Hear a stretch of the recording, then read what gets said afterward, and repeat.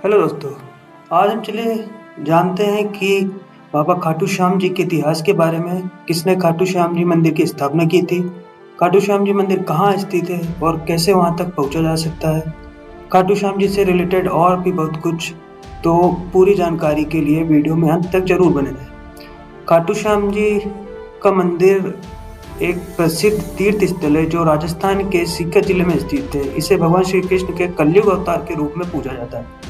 खाटू श्याम जी श्री श्याम बाबा के नाम से भी जाना जाता है। उनकी मान्यता है कि अपने भक्तों की हर प्रकार की मनोकामना पूरी करते हैं। खाटू श्याम जी का नाम खाटू श्याम जी इस तरीके से पड़ा।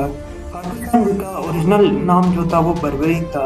बर्बरीक का जन्म महाभारत के पांडव, भीम के पौत्र और महाबली घटोत्कच और उनकी माता नाग कन्या मौर्य के पुत्र के रूप में हुआ।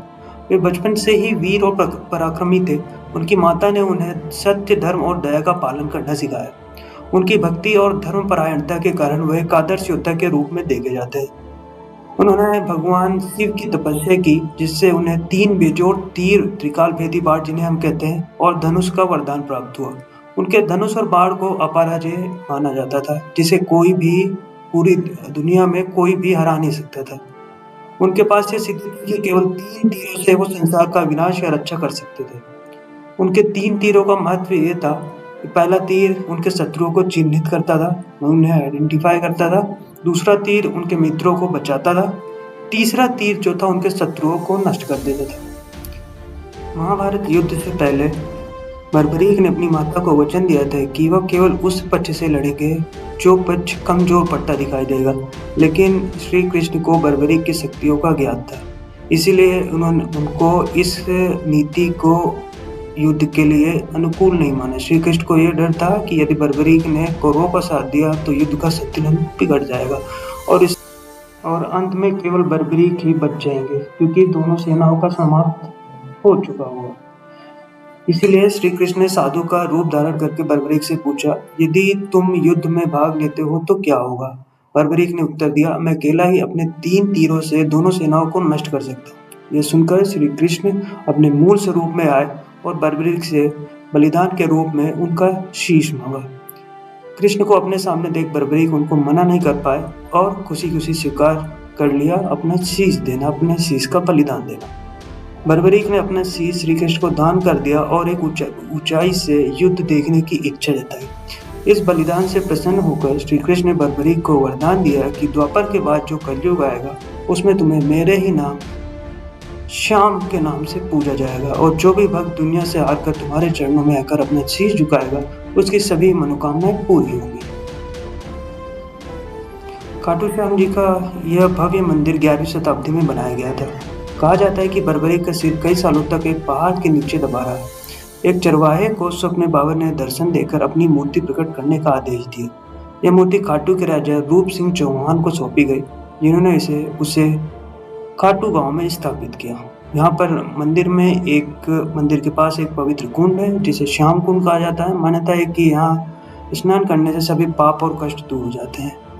वर्तमान में ऐसा भी माना जाता है कि यहाँ पर स्नान करने से शारीरिक और मानसिक कष्ट लोगों के दूर हो जाता है। खाटू श्याम जी में 5 बार की आरती होती है। मंदिर में दर्शन सुबह मंगला आरती जो सुबह 4:30 बजे होती है तब से चालू होते हैं, और श्रृंगार आरती बीच में, फिर भोग आरती, संध्या आरती और शयन आरती के साथ यहाँ पे दर्शन। बाबा खाटू श्याम जी का श्रृंगार मूर्ति को प्रतिदिन विभिन्न प्रकार के आभूषणों और वस्त्रों से सजाया जाता है। प्रभु के चरणों में हलवा पूरी का भोग और चूमे का भी भोग लगाया जाता है। इसमें गुलाब और केसर का उपयोग भगवान को सजावट के रूप में विशेष रूप से इस्तेमाल किया जाता है।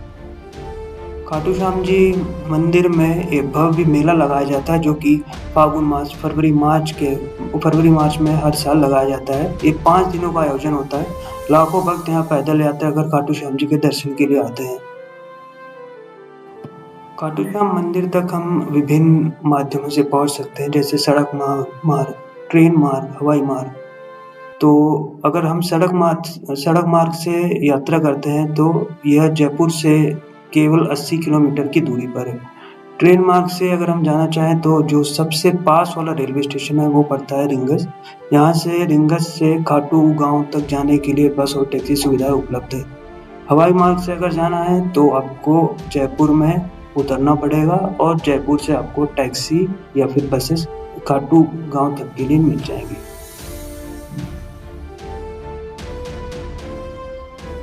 तो यह था इतिहास खाटू श्याम जी के बारे में। खाटू श्याम जी के मंदिर के बारे में माना जाता है कि यहाँ पर जो भी भक्त अपने मन में श्रद्धा लेकर आता है उनकी सारी मनोकामनाएं यहाँ पर पूरी होती। तो खाटू श्याम जी के लिए एक लाइक और सब्सक्राइब तो बनता है। जय श्री खाटू।